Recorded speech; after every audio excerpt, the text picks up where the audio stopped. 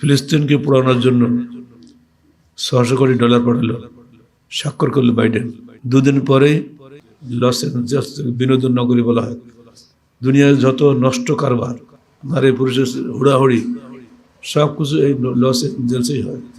একই শহরে পরপর 6 জায়গায় আগুন ধরেছে। কোথায় আগুন ধরলে কেউ বলতে পারে না, হঠাৎ করে বাতাস।